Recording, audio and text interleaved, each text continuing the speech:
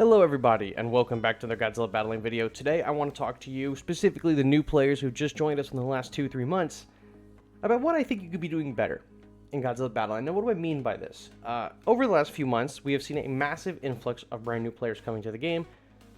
So, I thought, ask my Discord, hey, if you're new, what do you wish you knew when you started that maybe you didn't know prior? Or if you have been a veteran of the game, what do you wish that you did know when you started? Or what advice maybe you have for new players? So I got a lot of feedback, and I think for this video I'm just going to do like a classic melee style rant. There's really no structure to this, but I want to talk about 3 things that I think new players can learn, or 3 things that new players need to know. And that is how to efficiently level your characters, right? How to know what you want to level, what to use your gold on your G-stones on. Or, I'm sorry, your G-materials. The second thing I wanted to talk about is what to use your G-stones on. The third thing I wanted to talk about is that it is okay to lose. Alright, it is okay to lose. So, we're just going to freeball it, right? Just like classic melee rant video. So we'll start with the gold. My biggest advice is do not spend all your gold at once. I have 500 and 1,000 gold. Seems like a lot. In the grand scheme of things, not a lot. But I just recently took Mark Light Cannon to 30. That's pretty big. Getting a unit to 30, pretty big achievement. You should not be doing that, okay? You should be investing in pieces that are meta or that are good, that are going to get you the win. I'm going to sort these by rarity. Plenty of times, what I see, the biggest mistake new players do is they blow all their gold on units that are bad.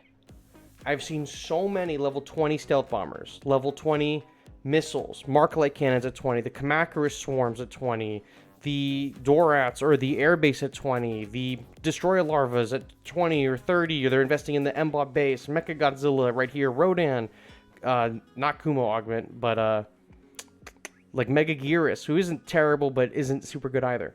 What you should be doing as a brand new player, look up a tier list. First and foremost, you can look at any one of mine on the channel. 99 Orga and 99 Baragon just did one. I believe Spenzilla has some. There are tier lists everywhere. There's multiples on YouTube. There's tons in Discord. There's tons on Reddit. I'm sure Facebook has some. I would be shocked if Twitter didn't. Look up a tier list, guys. Do not just level up what you think is working for you really well in the low ranks, because from levels 1 to 35, you're mostly fighting bots. You're mostly fighting bots. And what works then is not going to work in the future. You want to future-proof your roster. You do not have a lot of coins to leverage at the moment. You cannot afford to spend wide. You have to be very narrow and precise with what you want to level up. So my suggestion, if you're a new player, is research a tier list, throw a team together based on what is available to you from the tier list. What do you think the top best teams are? Go research deck videos. I have some. Comics, GBL has some good ones as well. So research, guys. Research all the decks, all the characters, and then decide on what you want to use. Do not just throw together like a deck of all bronze and silvers and be like, why am I losing in rank 50? What works in 35 and lower, I promise you, does not always work the higher up you go. It's going to get more difficult. The units become more complicated. You always need to be having your eye on the prize, and that is what units are good now. And so when I invest in them, they'll be good in the future. Because I promise you, after you've invested in this bomber and you get into the 40s, it is not hitting the same. It is beyond terrible. And I've seen that on Reddit a ton over the last month. All these new players like, bomber is amazing, and then they get to rank like 55 and like, why am I losing? And it's because you have level 30. It's like you have level 29 bomber, and it's not going to get you a win. So that's for characters specifically. Now for gold, you obviously want to invest in characters that are super meta, right? I also am in the belief that it's always good to invest in 4 stars. Now you see all my 4 stars don't have anything for me to put into them. I just got a piece for this guy today. So I will hit upgrade on him and make sure that I spent that gold on him. So you guys don't need to be upgrading your 4 stars all the time. But I will say, try to pick up as many free 4-star pieces as possible, because you never know when we'll see a buff. We had 3 buffs this season, 2 4-stars and a bronze unit. Earth got a buff, so he went from being good to the best unit in the game, or one of the best units in the game. Fyrodan got a buff at one point that made him one of the best units in the game. Jet Jaguar had a buff that brought him out of D tier and made him at least a solid B, right? But who else has gotten a boost recently from these 4 stars? Recently, I can't even remember. Oh, I'm pretty sure Godzilla 2004 had a buff at one point, I'm pretty sure. Kiryu got an evolution. At one point, Mothra, oh my god, talk about a boost. Mothra got a -1 on the energy, made her a phenomenal unit, right? Ultima, or Terrestrius rather, had the evolution time decrease and the cost went down.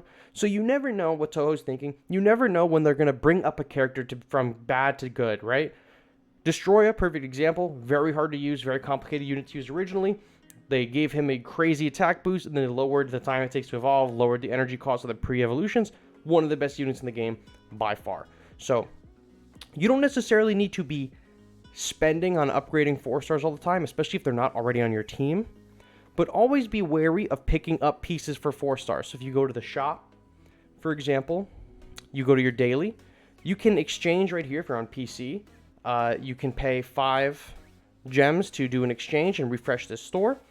If you're on mobile devices, you can watch an ad, you can refresh the store, and you can buy a 4 star in here for 25,000 gold. That is a really good use of your gold. Even if you don't pay to upgrade that 4 star, just having the 4 star pieces is really good. I was always buying Jet Jaguar 73 pieces, and eventually Jet Jaguar 73 got buffed, and I had a level 20 some odd Jet Jaguar 73. And everyone else did not have a high level one because no one was really investing in him. There was a player in my Discord, I don't remember who it was, maybe it was Rookie or Zip Zap, someone was investing in Fyrodan well before he got his buff that made him evolve on death, because it used to be a timed evolution and used to be too fast, and you almost could never get that evolution off.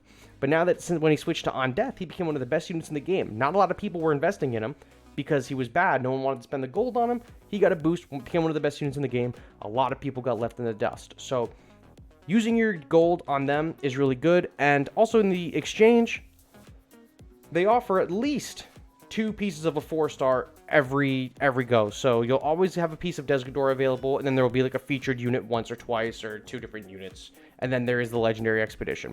So if you're new and you want 4 star pieces, the exchange comes around every month. You're guaranteed to at least get like 3 or 4 pieces if you sweat out and you spend enough coins. So that's pretty much my advice on the characters, is research who is good, and if you have them, throw them on your team and invest in them. You do not need to be like, oh, I just got a new level. I just got enough pieces to get a new level on Maphilus. Let me go bring him up. If you're not using him, don't even worry about it. Do not do it. Only upgrade characters if they are on your team. All right? That is the best way possible to go about that. Okay? I got to catch my breath because that was a lot. The best use of your G-Stones is next. So there is one thing in particular that I like to do with G-Stones. And this, I believe a lot of the top players will tell you as well, is the best thing to do. A lot of people who are maybe less informed will tell you to spend them on offers. No. For your expeditions. Your expeditions cost G-Stones to open up. The longer the expedition goes on, the more expensive it's going to be to open them up. This is a 3-hour expedition. It costs 36 to open. This is a 23-hour, or it's 24. It takes 284 to open up. What you need to be doing with your expeditions is letting the 24-hour and 12-hour expeditions run all the time. You can let the 9-hour expeditions run and schedule them if you do not have a 12-hour. If you're 24 and a 9, no 12, cool. Let the 9 run for a little bit. Run that 24-hour one. If there's no 24-hour, run the 12s, whatever. You want to run your highest timed expeditions.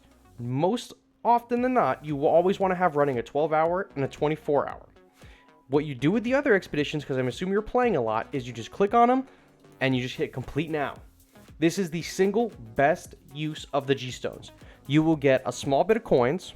They may increase, I think, depending on your studio bonus. Or I think that might just be for ranked. It might just be for ranked. But you will get pieces for your units. 6-hour. I'm just going to hit complete now on it. 72 coins in. That's less than 100. That's less than 100 gems. And look, I've gotten at least 15 pieces for each of these battle pieces, something like that. 15, maybe 10, right? Not a whole lot, but that's the best way to do it. That is the single best way to do it. That is what you need to be spending your gems on. If you're playing the game a lot, if you really like the game and you're grinding, there's no reason that all of these slots need to be full, because you will get battle pieces just by winning if all of these are full, but you get like 5, 3. Use your gems to open up these maps. For every one of these that are empty, you're going to get a new map when you win in the arena next, right? So you're always going to be cycling out maps. The more maps you cycle out, the higher the odds that you're going to get a 12-hour or a 24-hour or a 9-hour. So you should be spending your gems on always clearing out the 3 and the 6-hour expeditions. The 9-hour expeditions, I would say also clear them out, but if you don't have a 12 or a 24-hour, let the 9-hour expeditions run.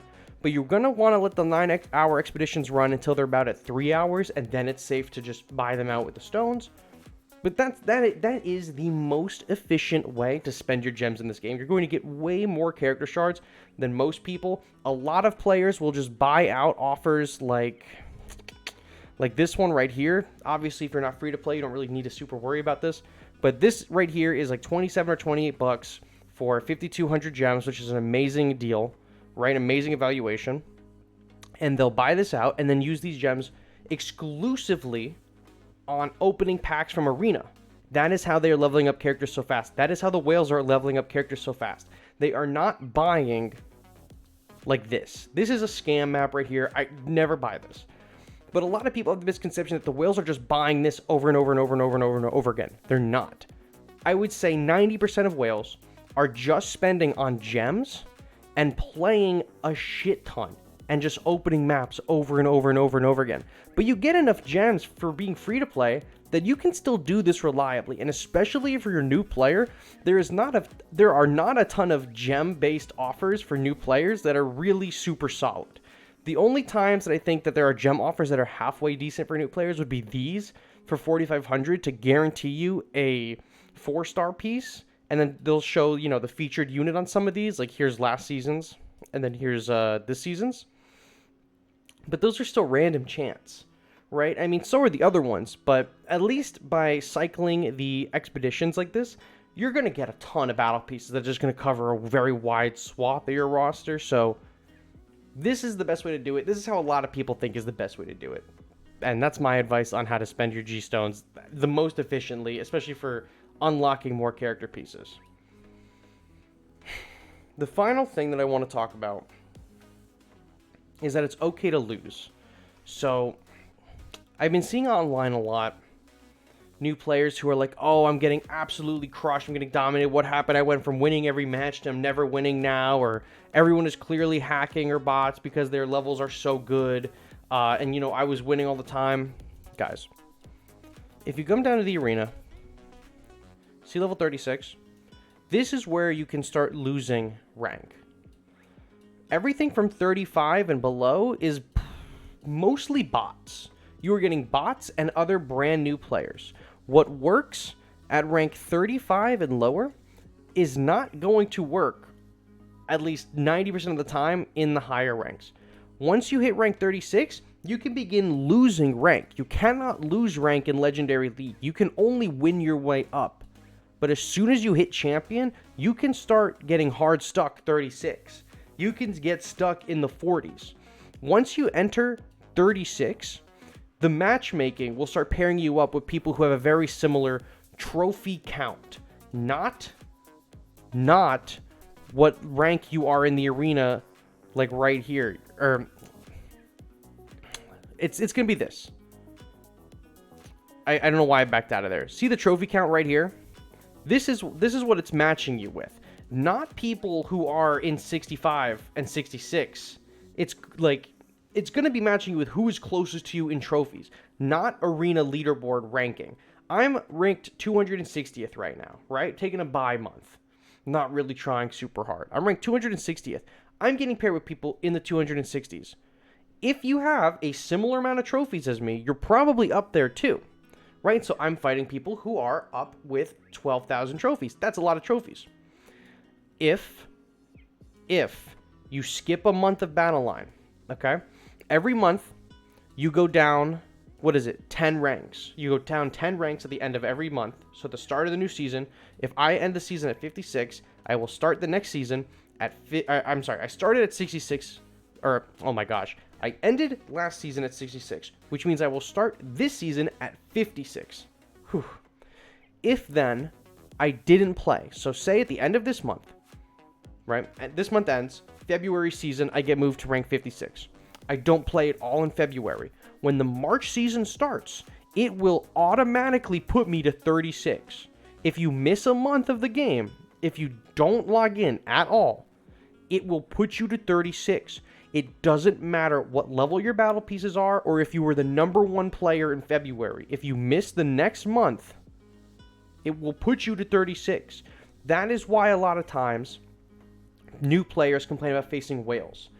There are people who purposely lose rank as well once they can't win anymore. So there are people who get to, like, you know, rank 52. They can't figure it out anymore. They can't get past that. They lose until they're ranked all the way back to 36, and then they work their way up again, and they yo-yo back and forth. People have been doing that for years, farming newer players for wins because they can't get higher, and eventually they will be able to get higher because they'll have enough to get the levels up. New players, you guys have it rough because the game is nearly 3 years old, so there are players with 3-year-old accounts like myself. I am a day 1 player, all right? If you win your way from 36 into the 60s in 1 week, 2 weeks, like I've seen some people do, you're going to get absolutely torched. It's going to happen. You are going to lose. It is part of the process. The matchmaking in this game absolutely sucks ass, and it feels really bad that you get penalized for it. And I stand with you. I've talked to Toho about it. I've sympathized with you for sure. But you're going to lose. Even if you were a brand new player and the matchmaking was not dog shit, you would still probably lose at some point, especially going up against whales. The matchmaking is super wonky. The way players bounce around the leaderboards, either on purpose or on accident, is super wonky. You're going to lose, but don't let that discourage you. You're going to win a lot. 90% of this game is grind, okay? There are, you know, you can make an argument that you can pay to win. I have seen what it takes to actually pay to win in this game, and it is an astronomical number. I could buy a house.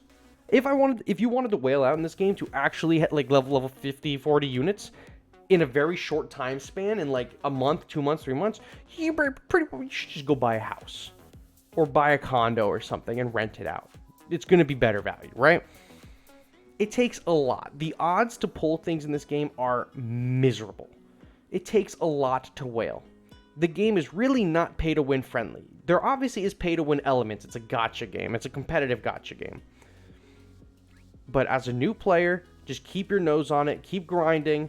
Follow my tips, other YouTubers' tips. Go to Discords, Reddit, whatever. Get other tips because it is extreme. It can be punishing. It can be grueling. You don't want to progress too fast because then you're going to be fighting people up in this rank. You know, it's the more trophies that you earn is who they're going to match you with. It doesn't matter, you know, what level. You could have level 6 units going from 36 all the way to King of the Monsters. You can acquire this many trophies and have units that are below level 10. And then you will fight people like me with units in their 30s or 40s.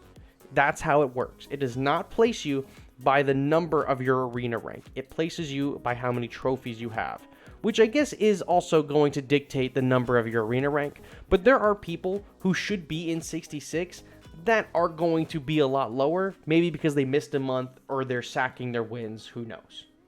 It's gonna happen, but I promise you if you stick with it and you keep grinding, you're going to get there and you're going to be able to win reliably. It's just how it goes, unfortunately, with the way the matchmaking is, and I wish they would fix it. But until then, that's all I really got for you on that front. But that's what I got for you guys tonight. I hope you enjoyed this one. My voice is probably going to be shot from doing this video. It's like the 4th time I tried to record it because I kept bungling up in the beginning portions of it. But, yeah, man, or woman, that's what I got for you. All right, so I hope that this helps you in some capacity. Thank you all so much for watching. If you're a brand new player and you made it to the end, let me know what you would like to see a video of in the future. If there's anything you're confused on or if there's any tips or something that you would like to see a video on, just let me know in the comments down below. And I'll catch you guys on the next one. Bye-bye.